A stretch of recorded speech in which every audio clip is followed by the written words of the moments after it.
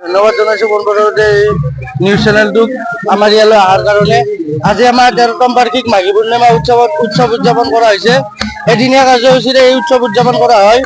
লগতে এই কাৰ্যসূচীত ৰাতিপুৱাৰে পৰা পতাকা উত্তোলনকে ধৰি ৰাতি নাগাৰা নাম আদি কৰি বহুত কেইটা অনুষ্ঠান ইয়াত ৰখা গৈছে।